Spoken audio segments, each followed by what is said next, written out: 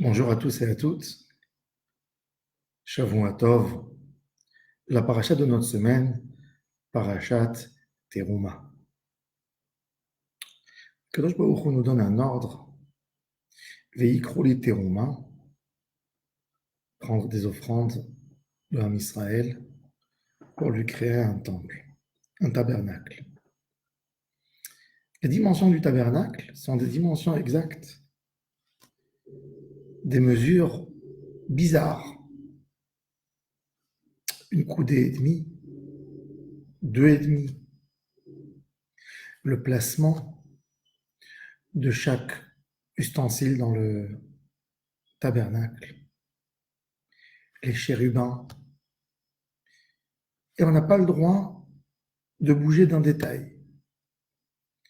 Si par exemple, on a fait les chérubins un peu plus grands que la dimension dite par Dieu, ben c'est plus des chérubins, c'est une idole.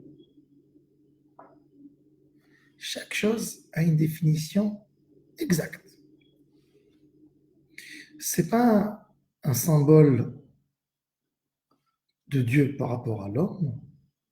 C'est pas que l'homme aime Dieu comme tous les autres peuples et fait pour Dieu un temple pour l'honorer, pour le glorifier.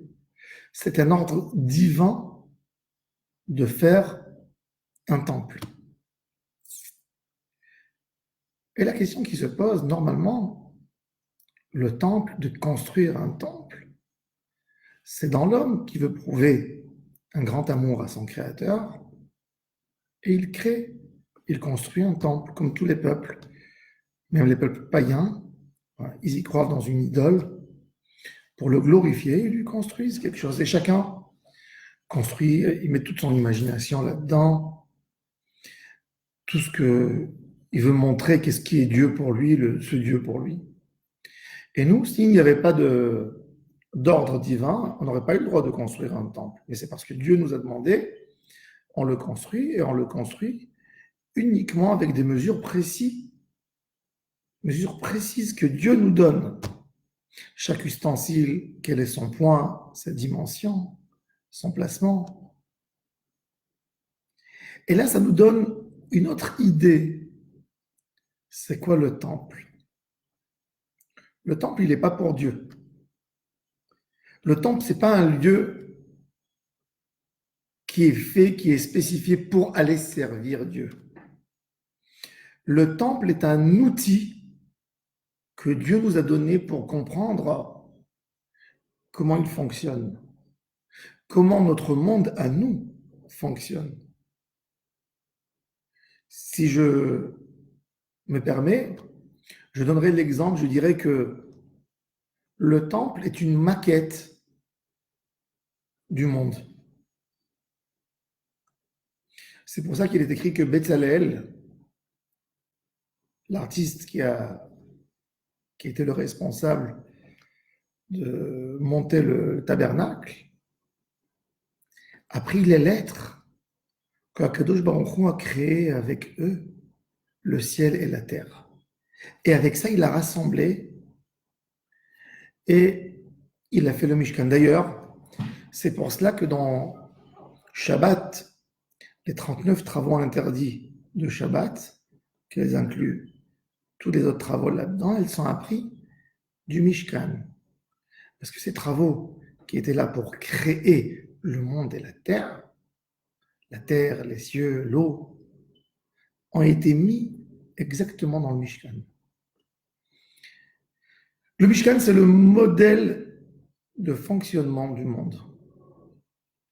Chaque chose qu'il y a dans le monde, il y a son modèle dans le Mishkan. Pour nous montrer comment le Mishkan fonctionne, quand on montre comment le Mishkan fonctionne, on comprend de là comment le monde devrait fonctionner et comment il fonctionne en réalité. Le monde qu'on voit devant nous, il a beaucoup de choses cachées. Il n'y a pas que ce qu'on voit, il y a des choses internes, des choses cachées, qui ne sont pas dévoilées dans l'apparence simple qu'on voit. Akadosh Baruch Hu nous donne en fait cet outil pour le reconnaître et pour comprendre ce qu'il nous exige. c'est qu'il nous demande, pour en arriver, que l'homme devient lui aussi une sorte de tabernacle. Lui aussi, il crée en soi, avec son corps, un temple. Vers Souli Mikdash, ils vont me faire un temple, à Kadosh Baruch on nous dit, Veshachanti, mais je vais rentrer, pas Betocho, pas dans le temple qu'ils vont me faire, Betocham, Betocham, dans leur cœur, à chacun d'eux. Le Mishkan, pour nous, est le symbole comment se rapprocher à Kadosh Baruch Hu. Ça, c'est le Mishkan pour moi.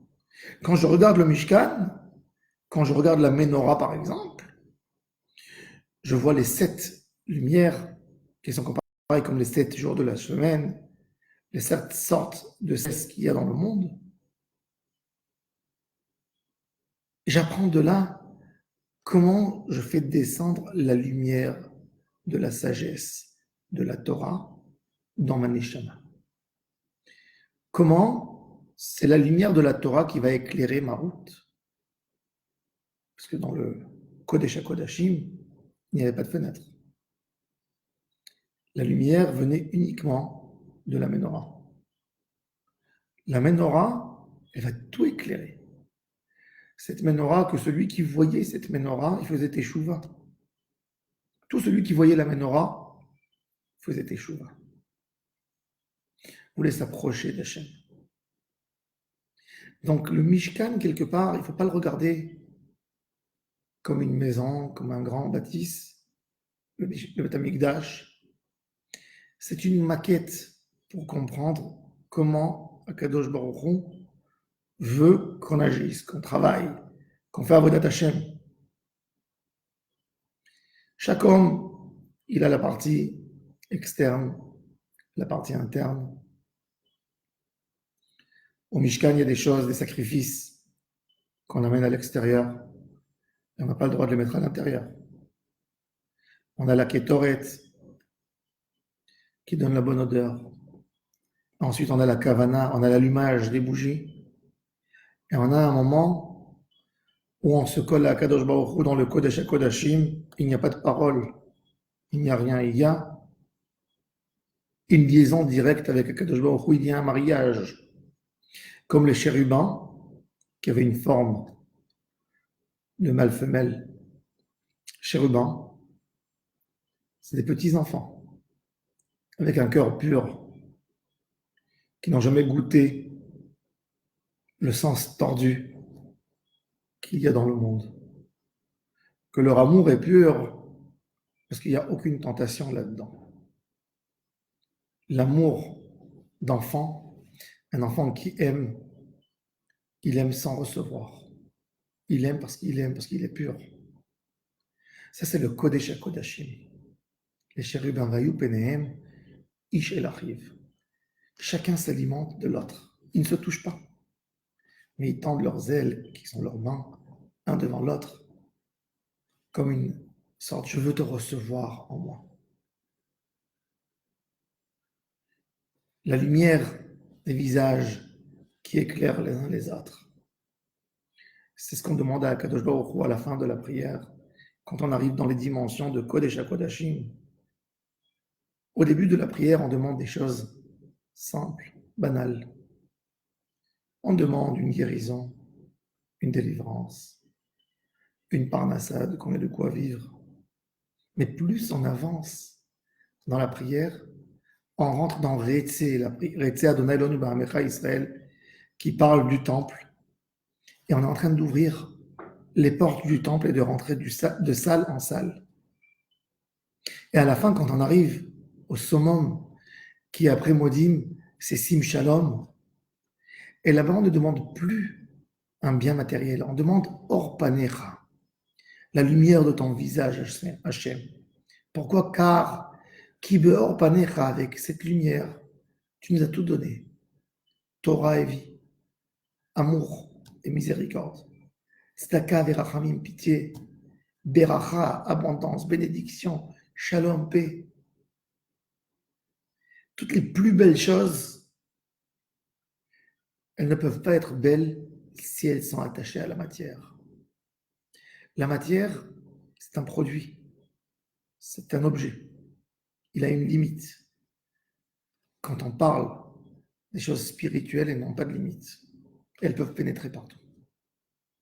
La lumière, elle est spirituelle, et c'est pour ça que ça lui donne une force de pouvoir éclairer partout.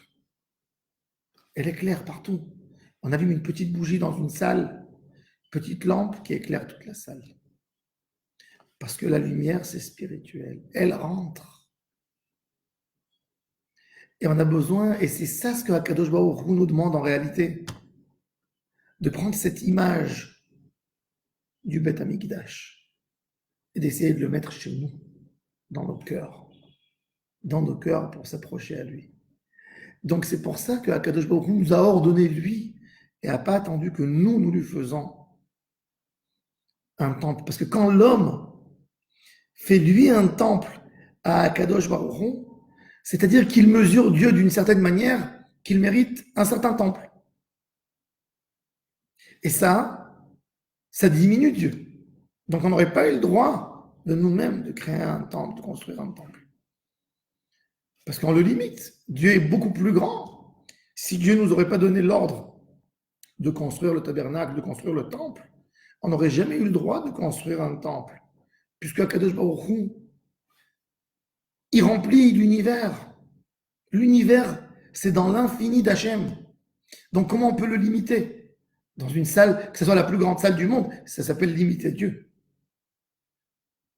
Et c'est pour ça que c'est Dieu qui nous donne l'ordre de lui construire, qu'à travers cette maquette, on comprend le fonctionnement divin avec l'homme. Ça, c'est le but du Beth Amikdash, de comprendre le modèle, comment Akadosh Baruch Hu a créé le monde, comment Akadosh Baruch Hu fonctionne avec nous, et qu'est-ce qu'il s'attend de nous. Que Dieu nous aide, qu'on fasse chacun de nous, qu'on fasse rentrer ce Beth Amikdash dans son cœur, bien comprendre qu'est-ce qu'il faut faire dans notre vie, dans notre quotidien de tous les jours. Je souhaite à tous et à toutes une excellente journée et une très bonne semaine.